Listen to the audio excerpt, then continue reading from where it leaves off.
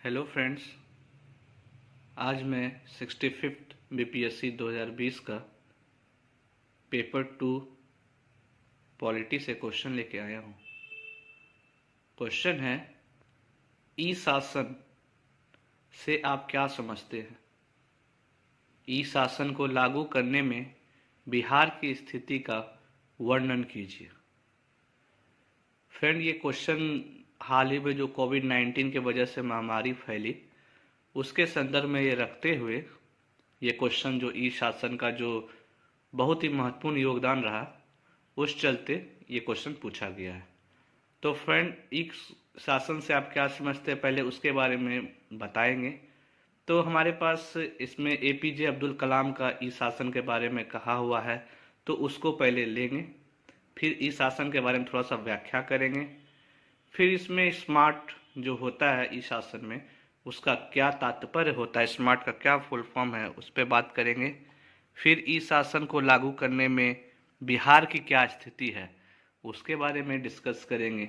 फिर उसमें बताएंगे कि बिहार ने क्या क्या किया, जैसे ई शक्ति परियोजना लागू किया, बिहार लोक सेवा के अधिकार, वेब पोर्टल खोले, जानकारी कॉल सेंटर खोले हैं, ई शक्ति परियोजना खोले हैं, ई गवर्नेंस खोले, बहुत सारे ऐसे हैं, उसके बारे में चर्चा करेंगे, फिर निष्कर्ष की ओर चलेंगे। तो फ्रेंड, हम लोग शुरू करते हैं इस क्वेश्चन का आंसर।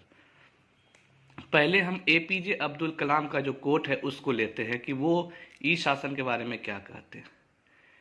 एपीजे अब्दुल कलाम के द्वारा ई शासन अखंड पहुंच, अंतर्विभागीय अवरोधों को पार करने वाले सुरक्षित और प्रामाणिक सूचना प्रवाह तथा नागरिकों को निष्पक्ष और पूर्वाग्रह रहित सेवा प्रदान करने वाली पारदर्शी स्मार्ट शासन है। ई शासन सरकार और नागरिकों के बीच सघन संपर्क संवाद उपलब्ध कराता है। आज प्रायः दुनिया में हर दिन नए तकनीकी आधारित कार्य शैलियों में परिवर्तन हो रहा है। वर्तमान की वैश्विक महामारी कोविड-19 ने तो पूरी दुनिया को ई तकनीक के सहारे चलने पर विवश कर दिया है।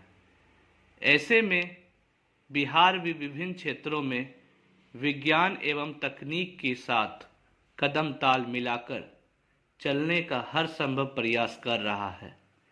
इस प्रकार ई शासन मूल रूप से स्मार्ट गवर्नेंस की तरफ एक प्रयास है, जिसमें शासन में सरलता, नैतिकता, जवाबदेही, उत्तरदायित्व और हर तरह से पारदर्शी शासन बनाने में सहायता मिलती है।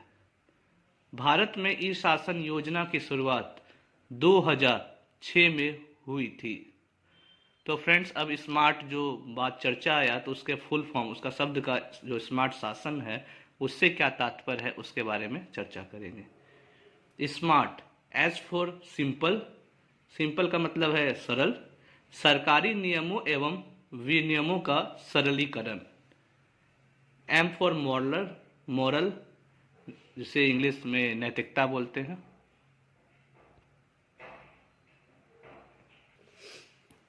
सरकार तथा शासन के अंगों में नैतिकता से माध्यम से निर्णय निर्माण। ए फॉर अकाउंटेबल, अकाउंटेबल का मतलब है जवाबदेह, सरकारी राजनेता तथा अधिकारियों की जवाबदेही तथा प्रभावी सूचना प्रबंधन प्रणाली और अन्य प्रदर्शन मापदंड विकसित करना। आर फॉर रिस्पॉन्सिव, रिस्पॉन्सिव का मतलब है उत्तरदायी, सभी सरकारी सेवाओं को सुव्यवस्थित कर प्रक्रियाओं को गति देना, जिससे शासन को जनता की आवश्यकताओं के प्रति अधिक संवेदनशील बनाए जा रहा है। टी फॉर ट्रांसपेरेंट, पारदर्शी शासन, वेबसाइटों या विभिन्न पोर्टल्स पर सार्वजनिक रूप से जानकारी प्रदान करना, जिससे शासन में पारदर्शिता को बनाया जा सके। तो फ्रेंड, हम लोगों ने स्मार्ट का फुल फॉर्म, जो स्मार्ट का क्या तात्पर्य है, जो 2006 में आया, उसको हम चर्चा कर दिए। अब मेरा फर्स्ट पार्ट जो क्वेश्चन है, ई शासन से आप क्या समझते हैं, हम उसको अच्छे तरीके से उसको कवर कर लिए। अब दूसरे पार्ट पे चलना है कि ई शासन को लागू करने में बिहार की स्थिति का वर्णन कीजिए। तो ई शासन को लागू करने में बिहार की स्थिति, अब उस पर हम चर्चा करेंगे। बिहार प्राचीन काल से ही विज्ञान एवं तकनीक के कई क्षेत्रों में आगे रहा है। वर्तमान परिदृश्य में प्रशासनिक सुधारों की कुंजी अर्थात ई प्रशासन के क्षेत्र में भी बिहार काफ़ी सराहनीय कार्य किया है। बिहार के कई पंचायत एवं गांव सूचना प्रौद्योगिकी का प्रयोग कर ई शासन की दिशा में एक नया आयाम को जोड़ा है। कई पंचायतें अब हाईटेक हो गई है। कई पंचायतों की सभी प्रकार की जानकारियां अब वेबसाइट पर उपलब्ध होने लगी है। सूचना प्रौद्योगिकी के क्षेत्र में विकास का नया आयाम स्थापित करता हुआ बिहार ने फरवरी 2014 में ई बिहार समिट का आयोजन किया था, जिसमें ग्रामीण विकास एवं प्रशासनिक सुधार के लिए सूचना प्रौद्योगिकी का प्रयोग को बढ़ावा देने के लिए कई परियोजनाओं को संचालित किया गया था। इसके परिणाम स्वरूप 2017 में बिहार के कृषि विभाग ने ई गवर्नेंस प्रोग्राम के तहत संचालित e agriculture scheme monitoring information system के लिए राष्ट्रीय पुरस्कार प्राप्त किया था। उल्लेखनीय है कि जैसे जैसे प्रौद्योगिकी का विकास हो रहा है, वैसे वैसे ई शासन सेवाओं का दायरा और गहराई में तेजी से विस्तार हो रहा है। इस प्रकार ई शासन के क्षेत्र में बिहार के कई आयाम गढ़ा है, जिसमें से कुछ महत्वपूर्ण निम्नवत है। अब फ्रेंड, क्या क्या बिहार में हुआ है उसके बारे में हम लोग चर्चा करेंगे। तो हम लोग पहले 5, 6, 10 नाम ऐसे दे देंगे, फिर 4, 5 का चर्चा कर लेंगे।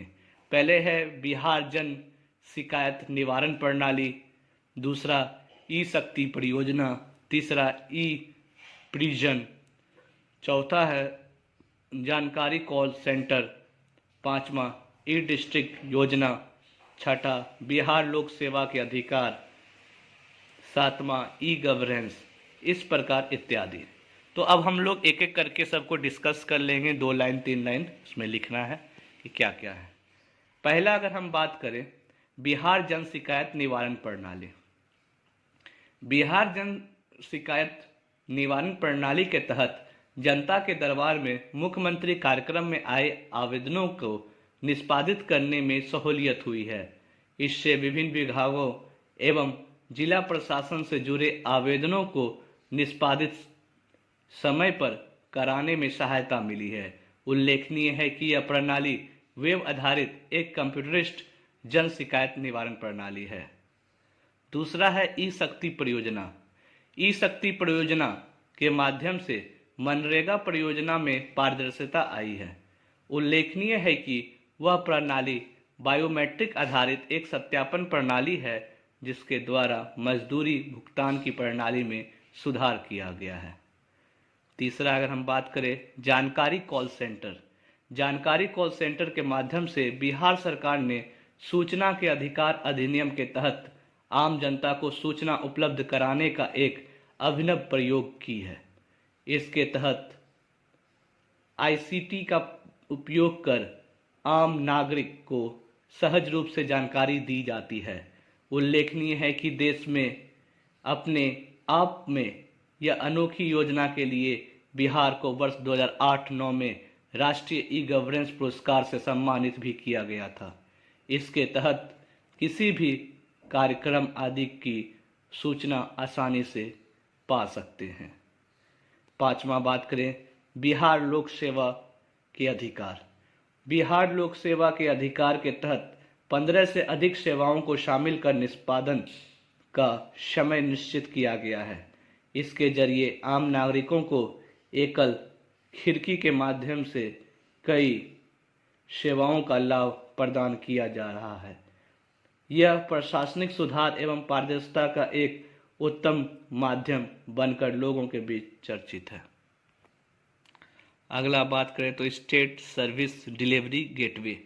स्टेट सर्विस डिलीवरी गेटवे के द्वारा राज्य के 8 सेवाओं को ऑनलाइन किया जा रहा है। इसके द्वारा राज्य के सभी प्रकार के गवर्नेंस टू सिटीजन एवं गवर्नेंस टू बिजनेस सेवाओं के पेमेंट एवं ईमेल जैसे सेवा प्रदान किया जाता है। इस तरह बिहार में नेटवर्क युक्त समाज का निर्माण हो रहा है। सरकार और आम नागरिकों के बीच परस्पर वार्तालाप एवं संचार के लिए एक मंच तैयार किया है तथा इससे निर्णय करने की प्रक्रिया में नागरिकों का योगदान बढ़ा है। सरकार में लोगों का विश्वास बढ़ा है और शासन एवं शासित के बीच संबंध प्रगाढ़ हुए हैं। अतएव ई प्रशासन नौकरशाही को आक्रमण्यवादी प्रवृत्तियों को रोकने तथा सरकार की व्यवस्था को आम नागरिकों तक पहुंचाने में अहम भूमिका निभा रही है, लेकिन सरकार को इसके लिए और कदम उठाने होंगे। सारथी अगला है सारथी एवं वाहन सॉफ्टवेयर। सारथी एवं वाहन सॉफ्टवेयर के माध्यम से वाहनों का ई रजिस्ट्रेशन कराना, टैक्स जमा करना तथा अनुज्ञप्ति बनवाना आसान हो गया है। इसके कारण अब जिला परिवहन कार्यालयों में लंबी कतार में इंतजार नहीं करना पड़ता है। स्मार्ट कार्ड लुक लाइसेंस बहुत ही कम समय में प्राप्त हो जाता है। अब 7वां इसमें है ई पंचायत एवं ई ग्राम। बिहार के कई पंचायत एवं ग्राम गांव सूचना प्रौद्योगिकी का प्रयोग कर ई प्रशासन की दिशा में एक नया आयाम को जोड़ा है। कई पंचायतें अब हाईटेक हो गई है। कई मुखिया जो पहले कंप्यूटर का माउस तक नहीं पकड़ते थे, अब धड़ल्ले से इंटरनेट का उपयोग कर रहे हैं। कई पंचायतों की सभी प्रकार की जानकारियां वेबसाइट पर उपलब्ध है।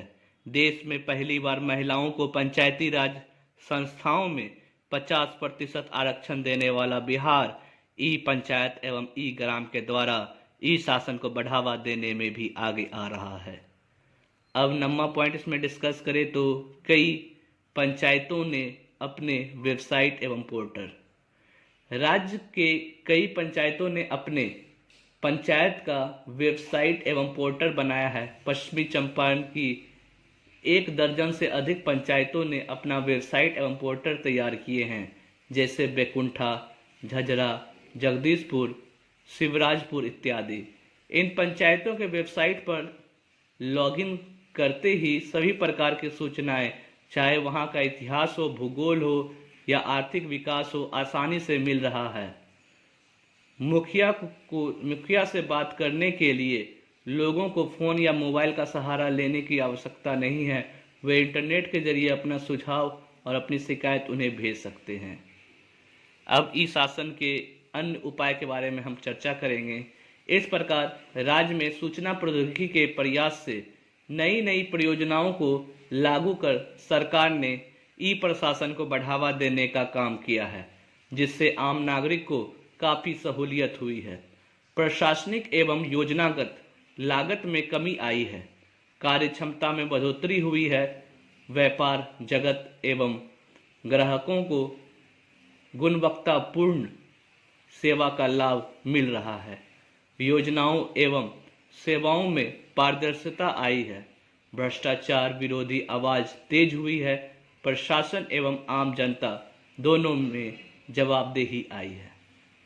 अब फ्रेंड्स, अब हम निष्कर्ष की ओर चलेंगे और निष्कर्ष में लिखेंगे, अतः हम कह सकते हैं कि 21वीं सदी में ई शासन हमारे संविधान के उद्देश्यों जैसे स्वतंत्रता, समानता, जवाबदेही, न्याय आदि को सुनिश्चित करने में एक मील का पत्थर साबित हो रहा है तथा साथ ही साथ सरकार को नागरिकों के प्रति जवाबदेही बनाकर भारतीय लोकतंत्र को मजबूत कर रहा है तथा वैश्विक आकांक्षाओं जैसे सतत विकास लक्ष्यों की पूर्ति में भी सहायक बन रहा है।